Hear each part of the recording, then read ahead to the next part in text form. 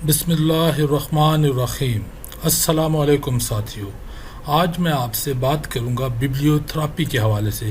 ببلیوتھراپی مطلب کتابوں کے ذریعے علاج یا علاج بذریعہ کتب۔ ساتھیو، لفظوں میں بہت طاقت ہوتی ہے، یہ چاہے بول کر ادا کیے جائیں یا ان کو تحریر میں پرو دیا جائے۔ اچھے الفاظ، ان سے بنے مضامین اور کہانیاں انسانی دل و دماغ پر اثر انداز ہوتی ہیں اور زندگی کے متعلق خیالات کو بدلنے میں اہم کردار ادا کرتی ہیں۔ انسان صدیوں سے ایک دوسرے کو کہانیاں سناتا آیا ہے۔ یہ قصے کہانیاں سینہ بسینہ ایک نسل سے دوسری نسل تک منتقل ہوتے رہتے ہیں۔ معاشرے میں پنپنے والی یہ داستانیں انسان کو زندگی کو گزارنے کا قرینہ اور سلیقہ سکھاتی ہیں۔ ترقی کے مدارج کے ساتھ یہی کہانیاں انسان کے ذہن سے نکل کر تحریر کی مدد سے کتاب کی صورت اختیار کر جاتی ہیں اور کر گئی ہیں۔ جب سے انسان نے تہذیب کے گہوارے میں قدم رکھا ہے، تب سے کسی نہ کسی طریقے سے انسان کی اخلاقی، سماجی اور روحانی رہنمائی کے لیے زبانی اور تحریری انداز میں یہ چیزیں استعمال ہوتی رہی ہیں۔ یہ بات تسلیم شدہ ہے کہ مطالعہ کتب سے روحانی اور ذہنی آسودگی انسان کو ملتی ہے۔ ببلیوتھراپی کیا ہے؟ ببلیوتھراپی سے مراد کتابوں کے ذریعے علاج ہے۔ انسان کی نفسیاتی الجھنوں کے سلجھاؤ، اعصابی کھچاؤ، ذہنی کشمکش اور جذباتی عدم توازن سے نجات کے لیے کچھ تحریری مواد پڑھنے کو تجویز کرنا یا کہانی پڑھ کر سنانا ببلیوتھراپی کہلاتا ہے۔ یہ ایک قدیم علم ہے۔ قدیم یونان میں تھیبس کی لائبریری کے مرکزی دروازے پر کندہ تھا کہ روحوں کی شفا یابی کی۔ اسکندریہ کے کتب خانے کے باہر لکھا تھا کہ ذہنی مریضوں کی علاج گاہ۔ جیک اور روٹن نے 2008 میں اپنی تحقیق میں بتایا کہ ذہنی بیماریوں کے علاج کے لیے مطالعے کی طرف رغبت کا آغاز قرون وسطیٰ میں ہوا۔ اس کا بنیادی مقصد انسانوں کی اخلاقی بنیاد کو مضبوط کرنا تھا۔ اسلام نے ہمیشہ علم کے حصول اور کتاب پروری کی حوصلہ افزائی کی۔ مغربی لٹریچر میں ببلیوتھراپی کی اولین مثال اسلامی دنیا سے ملتی ہے، جہاں قاہرہ میں المنصور ہاسپٹل میں 1272 میں مریضوں کے علاج کے لیے قرآن پاک کی تلاوت کروائی جاتی تھی۔ مختلف سورتوں اور آیات کی تلاوت سے بیماریوں کا علاج کیا جاتا تھا۔ سورہ المائدہ کی آیت 83 میں اللہ رب العزت فرماتے ہیں، اور جب اس کتاب کو سنتے ہیں جو سب سے پہلے پیغمبر حضرت محمد صلی اللہ علیہ وآلہ وسلم پر نازل ہوئی، تو تم دیکھتے ہو کہ ان کی آنکھوں سے آنسو جاری ہو جاتے ہیں، اس لیے کہ انہوں نے حق بات پہچان لی، اور وہ اللہ کی جناب میں عرض کرتے ہیں، پروردگار، ہم ایمان لے آئے اور ہم کو ماننے والوں میں لکھ دے۔ انسان اپنی پریشانی اور درد کو بڑا اور خود کو سب سے زیادہ مظلوم اور دکھی سمجھتا ہے۔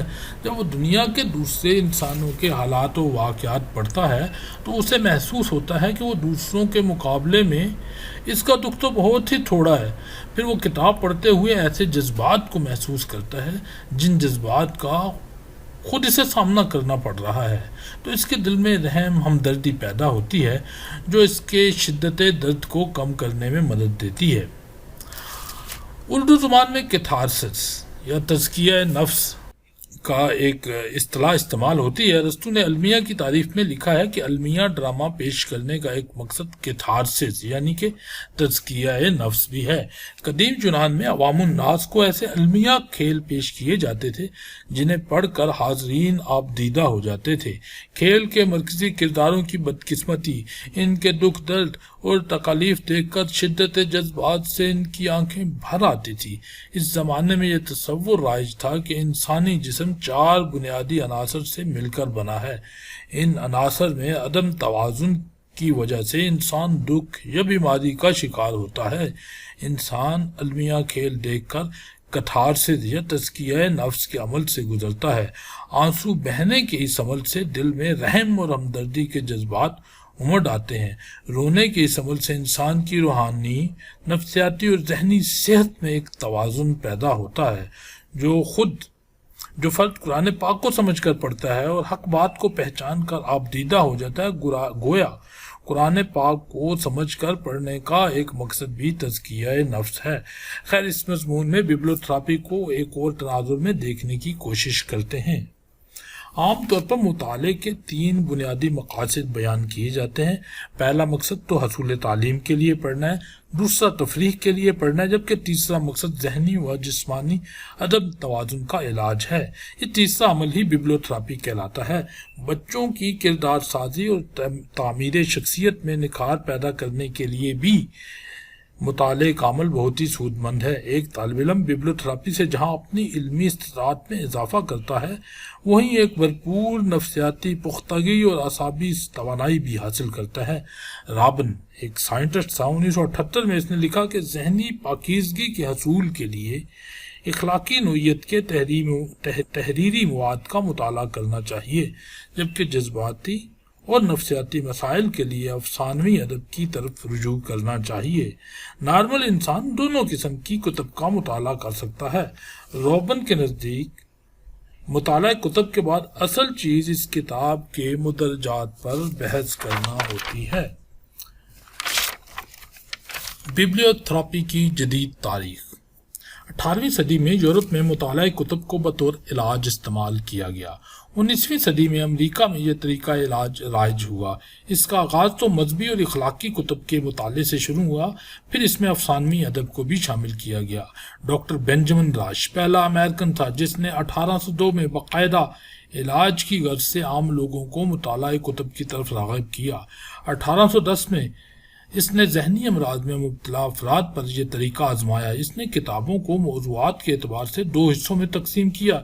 پہلے حصے میں حصول تفریح کے لیے سفر نامے اور ناول پڑھنے کو ترجیح دی، جبکہ دوسرے حصے میں حصول علم کے لیے فلسفہ، اخلاقیات، دینیات اور حالات حاضرہ کو مرکوز کیا۔ ڈاکٹر راش نے کتابوں کے دلچسپ حصوں کو ریکارڈ کر کے مریضوں کو سنانے کا اہتمام بھی کیا۔ 1846 میں ڈاکٹر جان مینسنز گلٹ دوم نے ببلیوتھراپی پر سیر حاصل تحقیق کی اور 5 بنیادی وجوہات بتائیں اور ذہنی و نفسیاتی امراض میں مبتلا افراد کے لیے مخصوص کتب کا مطالعہ کیوں ضروری ہے۔ اس میں جو سب سے پہلی بات ڈاکٹر گلٹ دوم بتاتا ہے کہ دوران مطالعہ مریض کا ذہن غلیظ خیالات اور اعتقادات سے محفوظ رہتا ہے۔ دوسرے نمبر پر مطالعے کے دوران اس کا وقت اچھے طریقے سے گزر جاتا ہے۔ نمبر 3، مطالعہ کتب سے اسے زندگی گزارنے کے لیے کچھ رہنمائی اور ہدایات مل جاتی ہیں۔ نمبر 4، مطالعہ کتب کی طرف راغب کر کے ہسپتال کا عملہ اپنے اچھے برتاؤ کا مظاہرہ کرتا ہے، جس سے مریض پر اچھا اثر پڑتا ہے۔ مطالعہ کی عادت مریض کو قوت برداشت میں اضافہ اور مزاحمت میں کمی کرتی ہے، جس سے مریض کو سنبھالنا آسان ہو جاتا ہے۔ ڈاکٹر گلٹ کا کہنا ہے کہ مریض کو ایسی کتب سے دور رکھنا چاہیے جو جذبات میں اشتعال پیدا کریں۔ بہتر یہی ہے کہ دلچسپ چیزیں پڑھنے کو دی جائیں جن کو سمجھنے کے لیے زیادہ دقت نہ اٹھانی پڑے۔ مریض کی جذباتی صحت کے علاج کے لیے مناسب تحریری مواد کا چناؤ معالج کی اصل کامیابی ہے۔ ڈورلینڈ میڈیکل ڈکشنری نے 1941 میں پہلی بار ببلیوتھراپی کا لفظ شامل کیا، جس کے معنی اعصابی بیماریوں میں مطالعہ کتب لکھا گیا ہے۔ علاج کے لیے منتخب تحریری مواد میں قاری کہانی میں کسی ایسی صورتحال سے متعلق پڑتا ہے جس سے وہ خود گزر رہا ہوتا ہے اور یہ جاننے کی کوشش کرتا ہے کہ باقی لوگ ایسی صورتحال سے کیسے نکلے۔ گویا یہ مطالعہ انسان کو ایک عرفان اور آگاہی سے آشکارا کرتا ہے جس سے وہ اپنے نفسیاتی اور اعصابی اور جذباتی الجھنوں کا حل تلاش کرتا ہے۔ ببلیوتھراپی میں کتابوں کے انتخاب میں بڑی احتیاط سے کام لینے کی ضرورت ہوتی ہے۔ مطالعہ کتب کے بعد مریض سے کتاب کے متعلق گفتگو بہت ہی مفید ثابت ہوتی ہے، بلکہ یہ علاج کا ایک اہم ترین موڑ ہوتا ہے۔ براؤن نے 1975 میں اپنی تحقیق میں کتاب پر مریض کے ساتھ گفتگو کو بہت اہمیت دی ہے۔ سیمیول نے 1916 میں ایک مضمون کے ذریعے مختلف ذہنی بیماریوں جس میں ڈپریشن سے لے کے بے روزگاری تک شامل ہے کے لیے افسانوی اور غیر افسانوی ادب کی نشاندہی کی ہے۔ یعنی یہ سیمیول دنیا کا وہ پہلا انسان تھا جس نے کتابوں کے ذریعے علاج کے طریقہ کار کے لیے ببلیوتھراپی کی اصطلاح پہلی بار استعمال کی۔ دور جدید میں ببلیوتھراپی ایک تخلیقی ہنر بن چکا ہے۔ لندن میں دی اسکول آف لائف کے نام سے ایک ادارہ موجود ہے جو نہ صرف یہاں آنے والے مریضوں کے مسائل سن کر انہیں مختلف کتابیں پڑھنے کا مشورہ دیتا ہے بلکہ یہاں ببلیوتھراپسٹ کی تربیت بھی کی جاتی ہے۔ اسکول آف لائف کے تحت دنیا کے بیشتر ممالک میں لٹریری کلینک کام کر رہے ہیں جہاں لوگوں کے ذہنی، نفسیاتی اور جذباتی مسائل کے لیے کتابیں تجویز کی جاتی ہیں۔ جب کوئی یہاں علاج کی غرض سے آتا ہے تو سب سے پہلے اس سے کتب بینی کے متعلق سوال کیا جاتا ہے، پھر اس کو پڑھنے کے لیے کچھ کتابیں تجویز کی جاتی ہیں جن کو پڑھنے کے بعد وہ اپنی ذہنی اور جذباتی صحت میں بہتری محسوس کرتا ہے۔ لٹریری کلینک میں صحتیاب ہونے والے افراد اپنی صحت اور کتب بینی کے متعلق اپنی رائے تحریر کر کے جاتے ہیں۔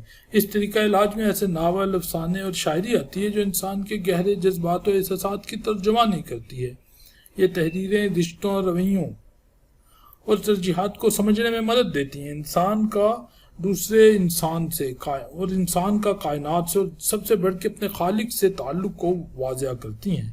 پڑھنے سے انسان اپنے اندر بہتری محسوس کرتا ہے۔ بلا شبہ ایک اچھی کتاب کا مطالعہ ہماری زندگی میں ایک مثبت تبدیلی لاتا ہے۔ ایلس برین نے 1939 میں ببلیوتھراپی کے 6 اہم ترین مقاصد بیان کیے ہیں۔ سب سے پہلا، قاری کو اس بات کا احساس دلانا کہ تم جن مسائل سے دوچار ہو، تم سے پہلے بھی دنیا میں ایسے افراد آئے ہیں جن کو تم جیسی مشکلات کا سامنا رہا ہے۔ دوسرے نمبر پہ قاری کو یہ سمجھنے کا موقع فراہم کرنا کہ اس مشکل سے نکلنے کے اس کے پاس ایک سے زیادہ حل موجود ہیں، پریشان ہونے کی ضرورت نہیں، نا امید ہونے کی ضرورت نہیں۔ تیسرے نمبر پہ یہ ہے کہ قاری مطالعے کے بعد ان محرکات کو سمجھنے کی کوشش کرتے ہیں جن کی وجہ سے وہ یا دوسرے افراد ان مشکلات کا شکار ہوئے۔ قاری کو یہ باور کروایا جاتا ہے کہ وہ زندگی کے جس موڑ سے گزر رہا ہے یا جس تجربے سے وہ دوچار ہے، زندگی میں اس کی بہت زیادہ اہمیت ہے۔ 5ویں نمبر پہ یہ ہے کہ مطالعہ قاری کو اس کے مسائل کا قابل عمل حل تلاش کرنے میں بھی مدد فراہم کرتا ہے۔ قاری میں ایسی اخلاقی جرت پیدا کرتا ہے کہ وہ مشکل سے مشکل صورتحال کا مردانہ وار مقابلہ کر سکے۔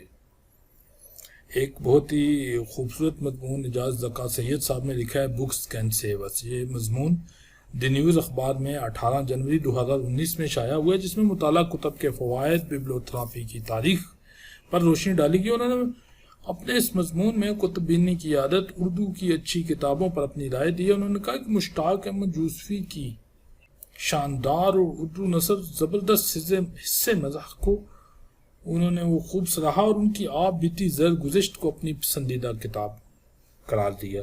اردو شاعری میں یہ غالب اقبال، فیاض اور پروین کو پسند کرتے ہیں۔ غالب اقبال کی گہری فلسفیانہ شاعری کو اردو کا عظیم سرمایہ سمجھتے ہیں۔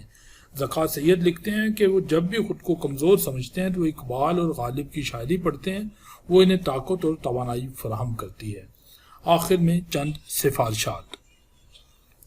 پاکستان میں ببلیوتھراپی کے حوالے سے کام کرنے کی بہت ضرورت ہے۔ میڈیکل میں اس کی اہمیت اپنی جگہ، پبلک اور اسکول لائبریریوں میں اس موضوع پر کام کرنے کی بہت گنجائش موجود ہے۔ وہاں موجود لائبریرین اساتذہ اور قارئین کے ساتھ مل کر ایسی کتابیں منتخب کر سکتے ہیں جن کو پڑھنے سے انسان اپنی نفسیاتی اور ذہنی صحت کو بہتر بنا سکتا ہے۔ لائبریرین کو چاہیے کہ مطالعہ کتب کے بعد وہ قارئین کے تاثرات اکٹھے کریں، ان تاثرات کی روشنی میں مزید آنے والے قارئین کی رہنمائی کرے۔ پاکستان لائبریری ایسوسی ایشن یا دوسری ذیلی تنظیمیں یا لائبریری سائنس اسکول ببلیوتھراپی پر سیمینارز اور ورکشاپ کے انعقاد سے لوگوں کی توجہ اس جانب مبذول کرا سکتے ہیں۔ اس کے لیے شارٹ کورسز ترتیب دیے جا سکتے ہیں۔ جیل لائبریریوں میں ببلیوتھراپی سے لوگوں کی زندگیوں کو بدلا جا سکتا ہے۔ اردو زبان میں کتابوں کی ایسی فہرست تیار کرنے کی ضرورت ہے جس میں ذہنی اور نفسیاتی بیماریوں کے حساب سے کتابوں یا ان کے مدرجات کی نشاندہی کی گئی ہو۔ اس موضوع پر تحقیق اور معیار سازی کی بھی ضرورت ہے۔ اس کام میں ماہر نفسیات، میڈیکل ڈاکٹر، لائبریرین، اساتذہ، جو ایسے لوگ جن کا بہت وسیع مطالعہ، سب مل کر معاشرے میں پھیلی مختلف ذہنی جذباتی الجھنوں اور مسائل کی نشاندہی کر کے ان کے علاج کے لیے اردو کتابیں جس میں ناول، افسانے یا کوئی بھی تحریری مواد ہو اس کو لکھ سکتے ہیں۔ بہت شکریہ، امید کرتا ہوں کہ یہ ببلیوتھراپی حوالے سے مختصر سی رپورٹ آپ کو پسند آئی ہوگی۔ بہت شکریہ، میرے چینل کو لائک کرنا، سبسکرائب کرنا نہ بھولیے. Thank you very much. اپنی دعاؤں میں یاد رکھیے, اچھی کتابیں پڑھتے رہیے. السلام علیکم.